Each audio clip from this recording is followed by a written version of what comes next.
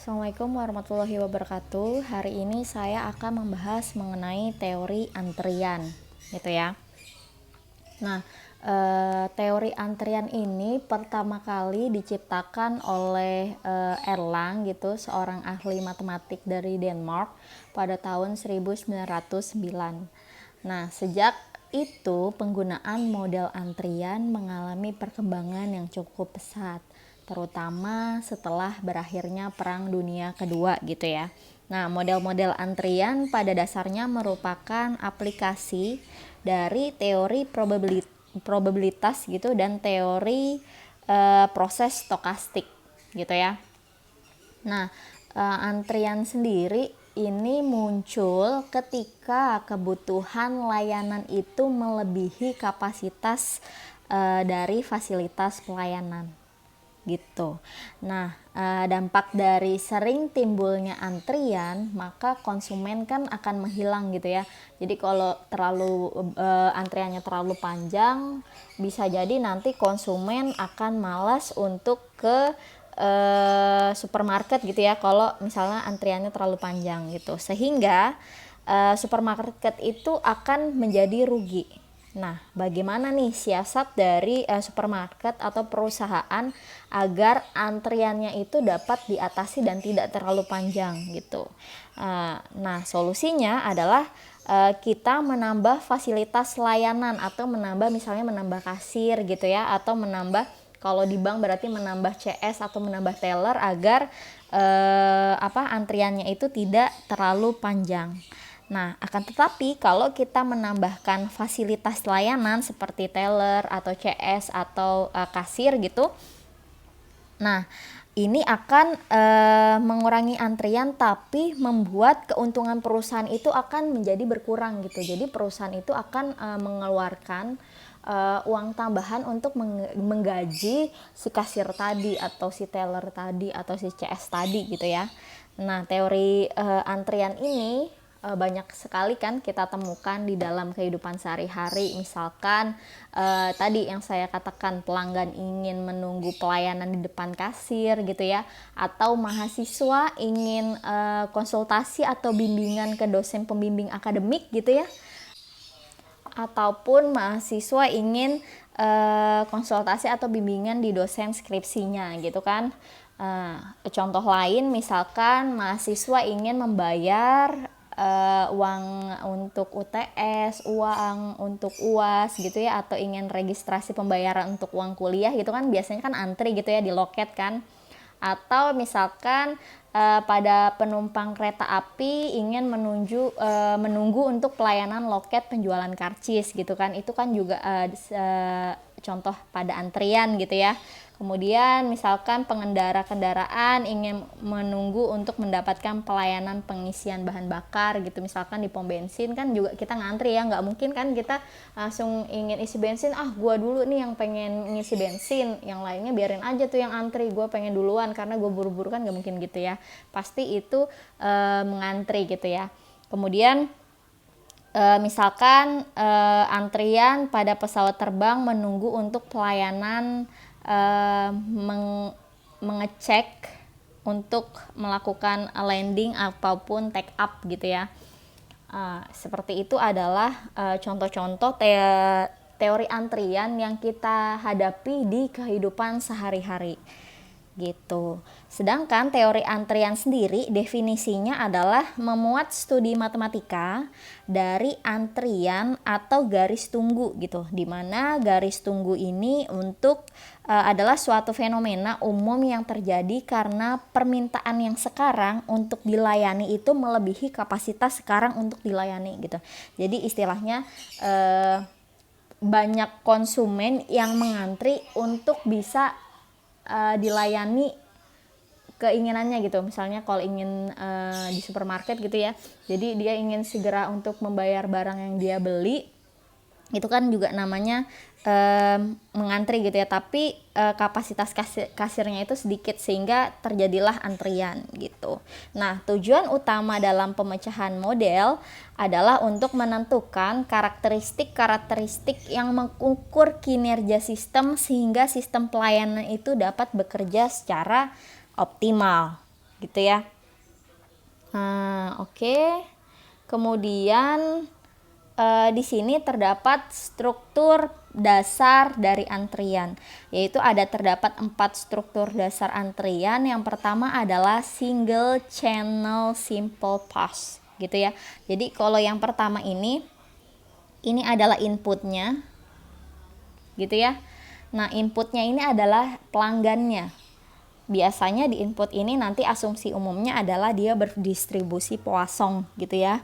Kemudian yang bulat-bulat ini adalah, katakanlah ini adalah antrian. Jadi jumlah pelanggan maksimal yang diizinkan untuk menunggu untuk dilayani, gitu ya. Kemudian kita masuk ke dalam kotak ini. Kotak ini adalah suatu pelayanan atau server, gitu ya. Kemudian ini panah yang ini adalah output atau keluaran, gitu ya. Jadi terdapat 4 struktur dasar. Kemudian yang setelah yang pertama single channel simple pass, terus yang kedua adalah single channel multiple pass. Jadi antriannya itu terus kemudian terdapat beberapa kasir misalnya, gitu ya, beberapa pelayanan gitu. Kemudian multiple channel simple pass, jadi antriannya itu kemudian pelayanannya ada beberapa. Kemudian multiple channel multiple pass, gitu ya. Jadi seperti gambar yang kalian lihat ini. Jadi terdapat 4 struktur dasar antrian. Kemudian model antrian yang pertama, prosedur umum dalam mengerjakan teknik antrian itu yang pertama adalah kita menentukan sistem antrian apa yang harus dipelajari, gitu. Kemudian yang kedua adalah kita menentukan model antrian yang cocok dalam menggambarkan sistem tadi, apakah kita pakai single channel ataupun multiple channel, gitu ya. Kemudian yang ketiga adalah kita menggunakan formula matematika atau metode simulasi untuk menganalisa model antriannya. Nah, formula matematika ini nanti untuk single channel maupun multiple channel itu akan berbeda formulanya. Nanti akan saya bahas selanjutnya. Nah, di sini misalkan pada model antrian, jadi sama seperti tadi, tanda panah ini adalah pelanggan atau input, gitu ya. Jadi pelanggan ini masuk ke dalam sistem antrian. Nah, sedangkan ini yang bulat-bulat ini adalah garis tunggu antriannya, gitu ya. Garis tunggu antrian, garis tunggu atau antrian, gitu ya.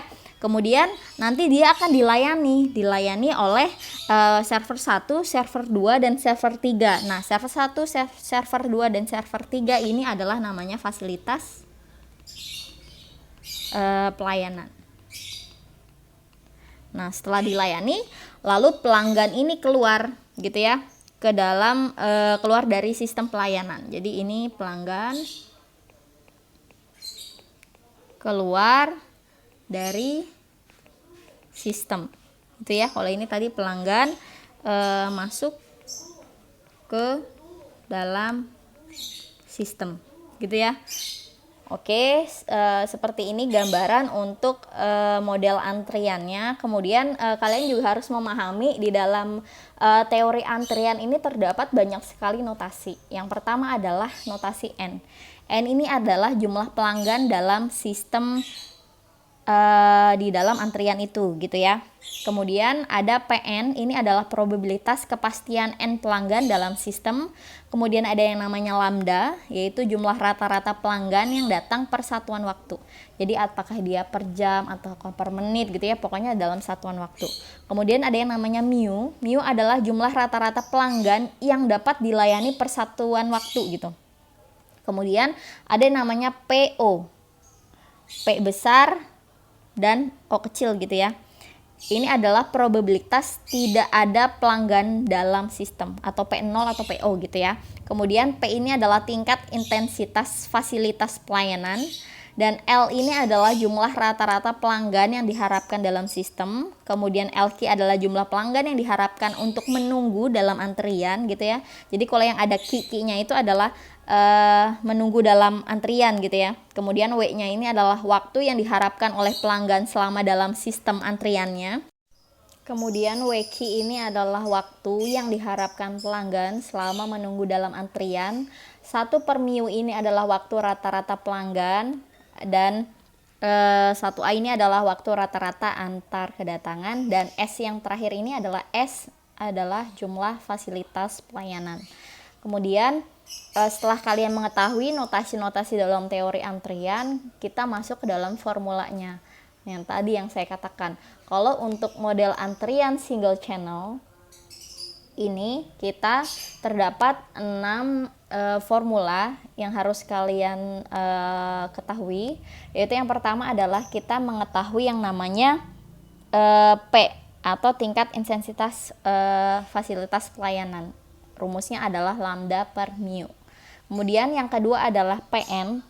PN ini adalah probabilitas kepastian N pelanggan dalam sistem. Rumusnya adalah P pangkat N dikali dengan 1 dikurangin P. Kemudian untuk jumlah rata-rata pelanggan yang diharapkan dalam sistem ini adalah L, yaitu lambda per mu minus lambda atau P per 1 minus P.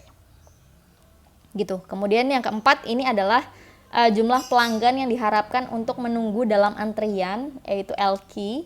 Rumusnya adalah ada 2, jadi kalian boleh menggunakan yang lambda kuadrat per mu dikali mu minus lambda atau P kuadrat per 1 minus P. Kemudian yang kelima adalah waktu yang diharapkan oleh pelanggan selama dalam sistem, yaitu W. Rumusnya adalah 1 per mu dikurangin lambda. Dan yang terakhir adalah waktu yang diharapkan pelanggan selama menunggu dalam antrian, yaitu WQ. Ini sama dengan lambda per mu dikali mu dikurangin lambda. Oke. Karena kita sudah mengetahui formula-formula dalam single channel, maka coba kita aplikasikan ke dalam contoh gitu ya. Nah, contohnya ini adalah misalkan kasus pompa bensin atau SPBU. Jadi PT SGT mengoperasikan satu buah pompa bensin dengan satu orang operator yang bernama John, gitu ya. Kemudian rata-rata tingkat kedatangan kendaraan mengikuti distribusi Poisson gitu, yaitu 20 kendaraan per mobil per jamnya. Nah, rata-rata tingkat saya ganti dulu. Oke. Rata-rata tingkat kedatangan kendaraan itu adalah 20. Berarti 20 ini adalah lambdanya. Gitu ya. Rata-rata tingkat kedatangan kendaraannya. Kemudian John, jadi operatornya itu dapat melayani rata-rata 25 mobil per jamnya. Berarti rata-ratanya si operatornya itu melayani rata-ratanya adalah 25. 25 ini adalah mu-nya. Gitu ya. Kemudian yang ditanyakan adalah hitung soal-soal berikut yang bisa dikerjakan oleh John, yaitu yang pertama tingkat intensitasnya, kemudian yang kedua adalah jumlah rata-rata kendaraan yang diharapkan. Yang ketiga adalah kita menghitung jumlah kendaraan yang diharapkan untuk menunggu dalam antrian. Yang keempat adalah waktu yang diharapkan oleh setiap kendaraan selama dalam sistem, gitu. Dan yang terakhir adalah waktu yang diharapkan oleh setiap kendaraan untuk menunggu dalam antrian. Oke, kita langsung coba aja langsung masuk ke dalam penyelesaian nomor 1. Jadi kita hitung tingkat intensitas. Kalau kita lihat di soal, berarti tingkat intensitas itu adalah ini ya. Jadi kita hitung nilai P-nya. Oke, berarti yang pertama nilai P itu rumusnya tadi adalah lambda dibagi dengan mu. Nah, seperti yang kita ketahui dalam soal, sudah diketahui lambdanya adalah 20. Gitu. Dan mu-nya adalah 25. Gitu ya. Maka intensitasnya adalah 0,80. Jadi kita sudah dapat menemukan jawaban untuk nomor 1. Oke. Selanjutnya kita hitung yang nomor 2, kita hitung jumlah rata-rata kendaraan yang diharapkan dalam sistem. Berarti rata-rata kendaraan yang diharapkan dalam sistem yaitu L ya. Gitu. Jadi kalian boleh menggunakan mau yang P per 1 dikurangin P atau lambda dibagi dengan mu dikurangin lambda. Jadi boleh keduanya, boleh pilih salah satunya gitu maksud saya. Berarti L sama dengan, misalkan saya pilih yang P dikurangin 1 kurangin P. P per 1 dikurangin P. P-nya tadi kita ketemu 0,80, berarti 1 dikurangin P ya 1 kurangin 0,80. Jadi 0,80 bagi 0,20. Gitu ya. Maka hasilnya adalah 4. Begitu juga kalau kalian mau carinya dengan cara lambda dibagi P dikurangin lambda, lambda dibagi mu dikurangin lambda, sama saja. 20 per, jadi mu-nya adalah berarti 25 dikurangin 20 atau 20 per 5 sama dengan 4. Sama ya. Jadi jumlah rata-rata kendaraan yang diharapkan dalam sistem yaitu dapat mengerjakan 4 kendaraan.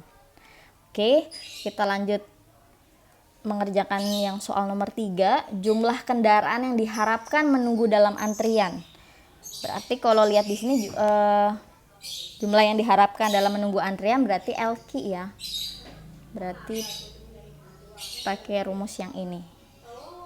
Oke, berarti LQ sama dengan apa?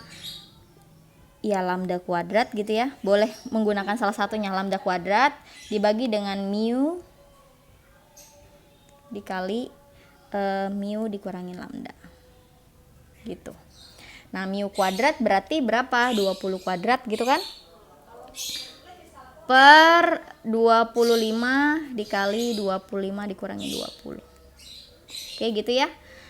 Atau menjadi 400 per 25 kali 5, maka 400 per 125.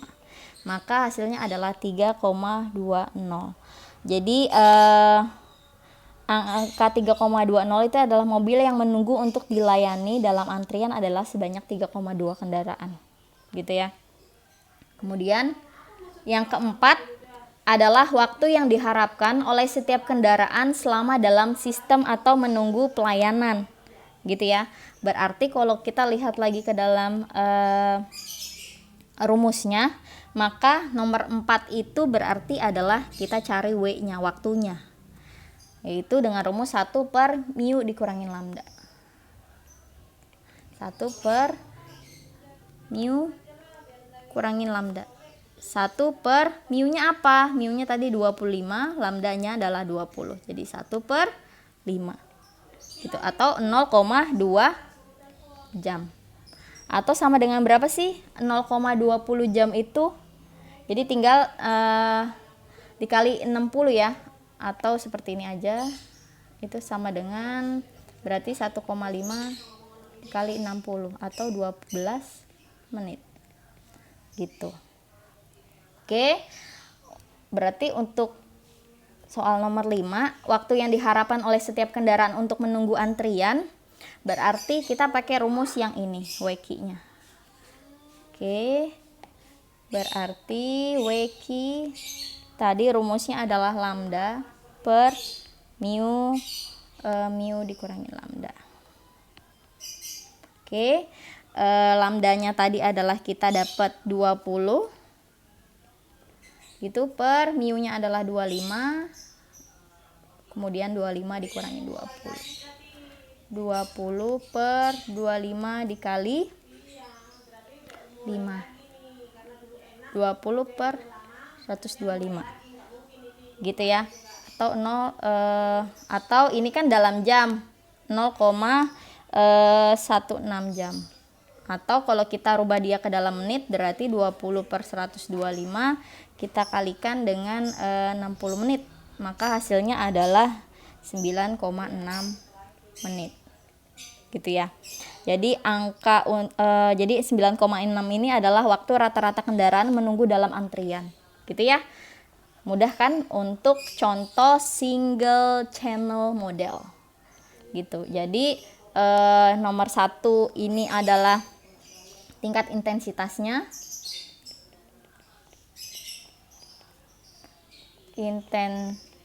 kompleksitas atau tingkat kegunaan dalam pelayanan.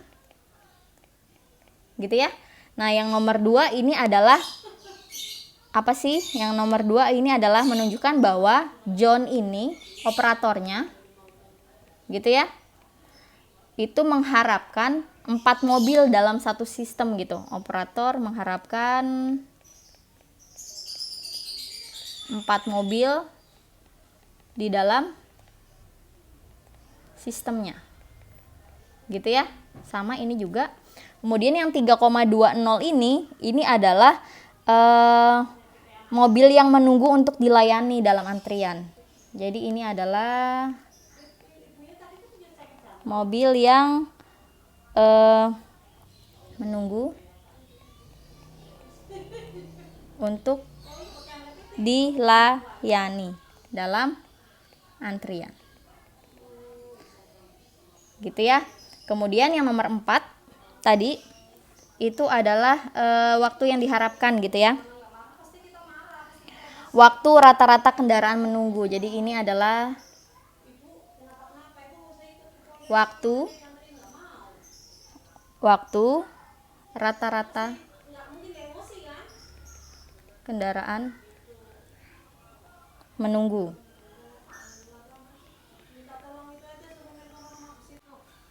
Jadi 12 menit ini adalah waktu rata-rata kendaraan menunggu dalam sistem ya.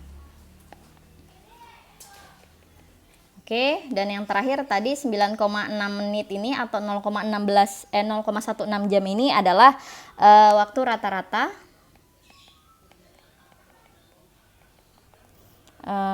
kendaraan menunggu dalam antrian. Oke. Kemudian tadi kan model antrian yang single channel. Nah, kalau ini adalah formula untuk model antrian multi channel. Jadi yang pertama adalah P0. Itu adalah sigma dari N sama dengan 0 sampai dengan S dikurangin 1. Jadi S itu adalah server ya, atau pelayanan.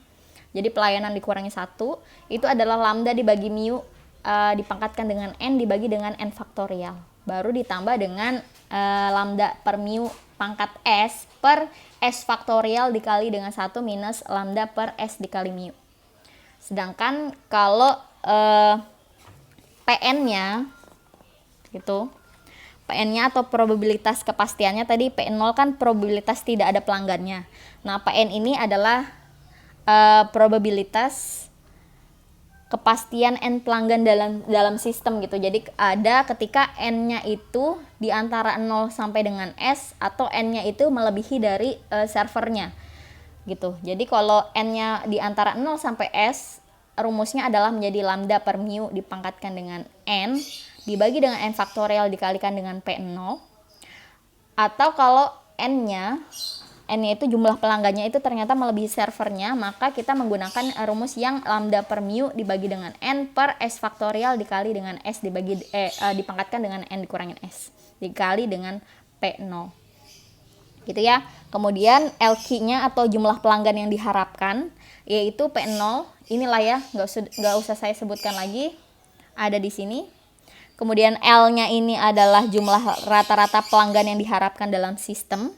Kemudian WQ-nya ini adalah waktu yang diharapkan pelanggan selama menunggu dalam antrian, dan W-nya ini adalah waktu yang diharapkan oleh pelanggan selama dalam sistem.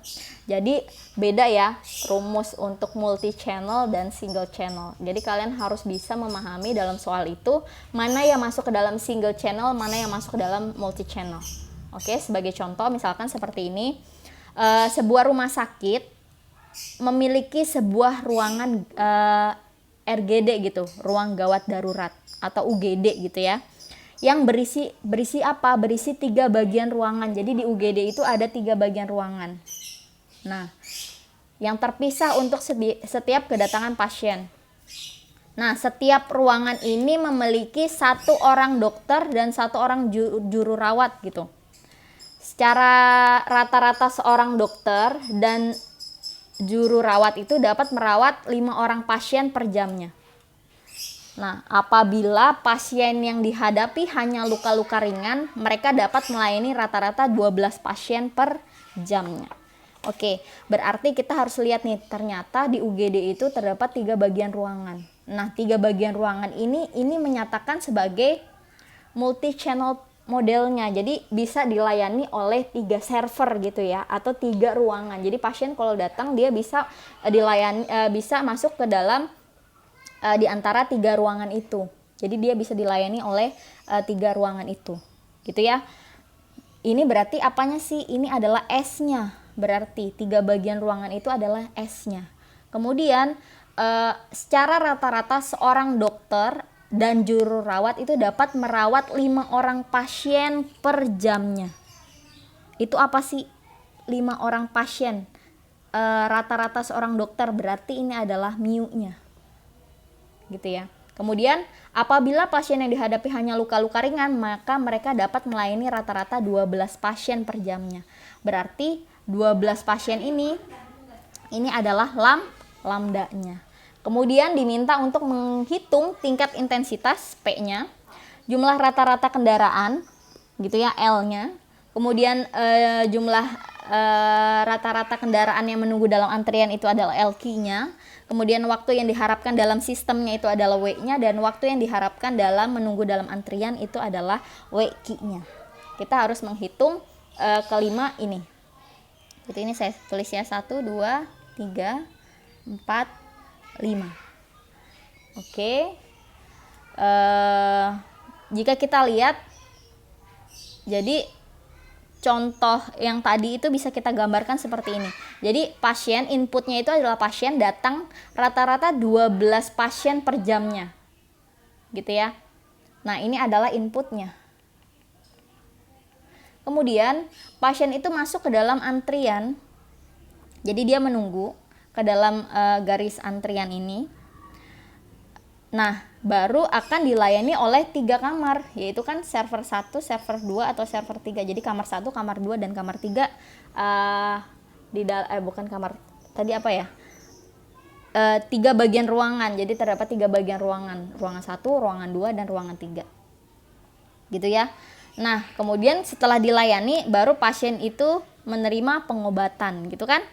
Nah, berarti tadi kita sudah menemukan lambdanya itu adalah 12 dan mu-nya itu adalah 5. Maka kalau kita ingin mencari yang namanya tingkat intensitas atau kegunaan pelayanan, berarti tinggal apa rumusnya? Berarti untuk menjawab nomor 1 adalah P. Ini rumusnya adalah lambda dibagi dengan mu dikali dengan S. Jadi ini adalah rumus dari tingkat intensitas kegunaan pelayanan pada multi channel model, gitu ya. Maka kita dapat mengetahui berarti P sama dengan lambdanya berarti 12 per mu-nya 5 dikali S. S-nya adalah tadi adalah 3 ruangan, gitu kan? Berarti 12 dibagi 15 atau sama dengan 0,80 gitu ya. Ini sama ya, gitu. Jadi rumusnya ini tadi saya lupa memasukkan, gitu ya. Oke, kemudian kita masuk ke menjawab yang nomor 2, yaitu jumlah rata-rata kendaraan yang diharapkan. Jumlah rata-rata kendaraan yang diharapkan itu kita formulanya adalah L. Jadi kita menghitung L. L-nya itu berarti adalah LQ ditambah lambda per mu, gitu kan tadi rumusnya. Nah, sedangkan kita belum menemukan LQ-nya nih, berarti nomor 2 belum kita bisa kerjakan. Maka kita langsung masuk aja ke nomor 3, yaitu jumlah pasien diharapkan untuk menunggu dalam antrian. Ini maksudnya pasien ya, kendaraan ini semua kita ganti pasien. Gitu. Oke, ini pasien. Oke, ini juga pasien. Sorry, belum saya ganti, gitu ya. Oke, berarti yang nomor 3 jumlah pasien diharapkan untuk menunggu dalam antrian. Berarti ini kita cari LQ-nya. Maka kita cari LQ-nya. LQ-nya rumusnya apa? Rumusnya adalah PO, gitu ya. gini ya, pakai yang ini kan. Nah, namun kita kan belum dapat nilai PO-nya nih. Berarti kita hitung dulu nilai PO-nya. Oke, kita hitung di sini aja. Nilai PO itu rumusnya adalah seperti ini.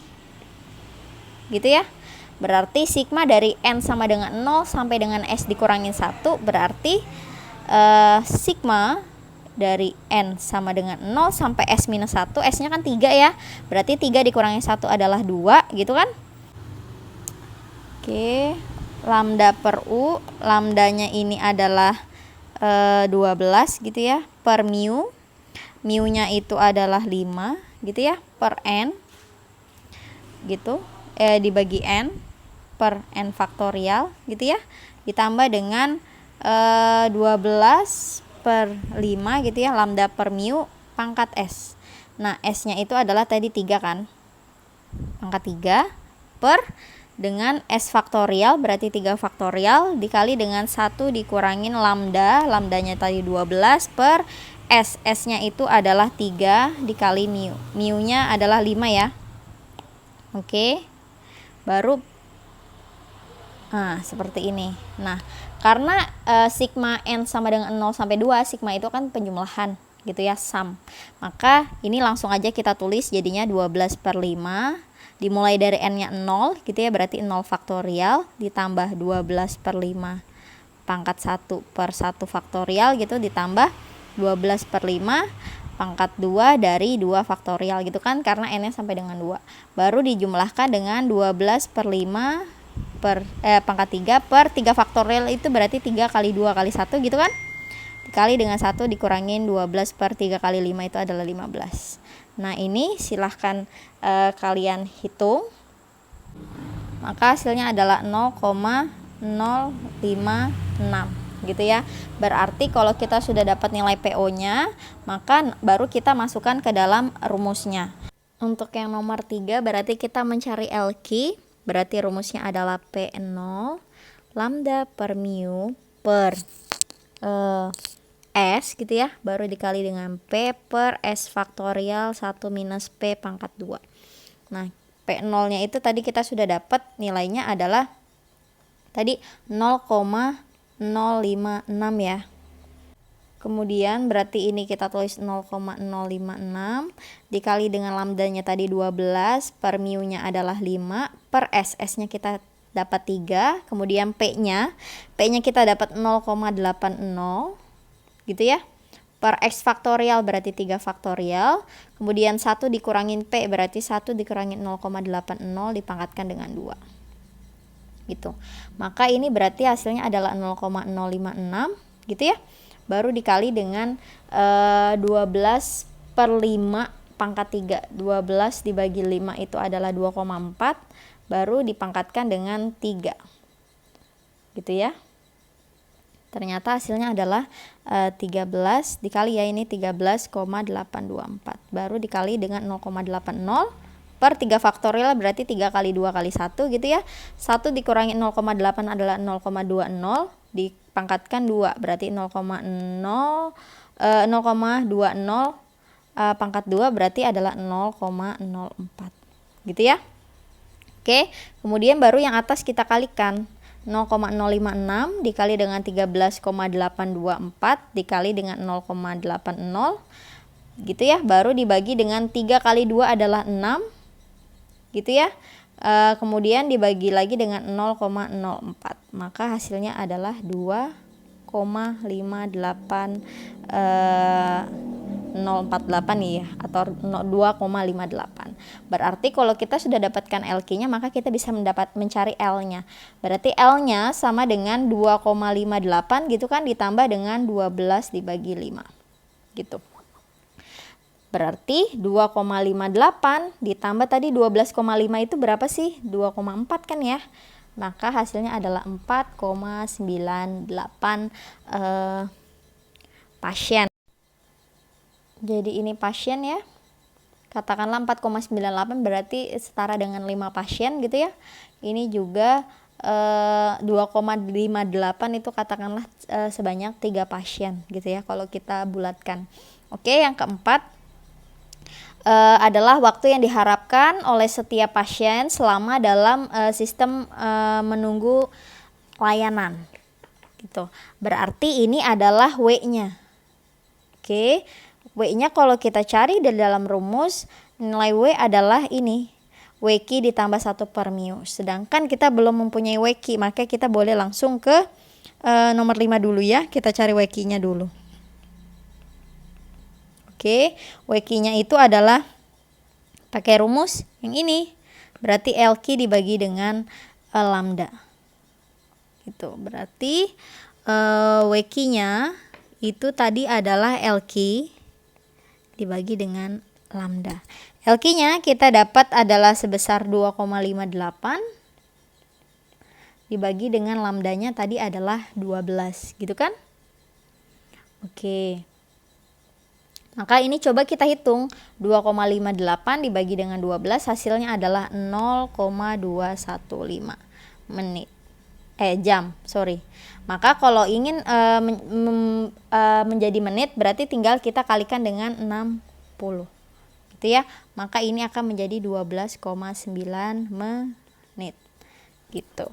Kemudian berarti karena kita sudah mendapatkan WQ-nya, berarti ini tinggal kita cari rumusnya adalah dengan WQ ditambah 1 per mu, gitu ya. Berarti WQ ditambah 1 per mu. Nah, WQ-nya tadi kita dapat adalah 0,215. 0,215 menit. Jam, sorry. Berarti ini 1 per mu. Mu-nya adalah 5, gitu kan? Oke. Kurang fokus nih. 1 dibagi 5 adalah 0,2 baru ditambah dengan 0,215. Maka hasilnya adalah 0,415 jam. Atau sama dengan kalau ingin ke menit berarti kita tinggal kalikan dengan 60 menit, maka hasilnya adalah 24,9 menit gitu. Jadi ini adalah penyelesaian untuk kasus yang nomor 2. Oke. Cukup sekian penjelasan saya mengenai teori antrian. Semoga bermanfaat untuk kalian. Kekurangannya saya mohon maaf. Wassalamualaikum warahmatullahi wabarakatuh.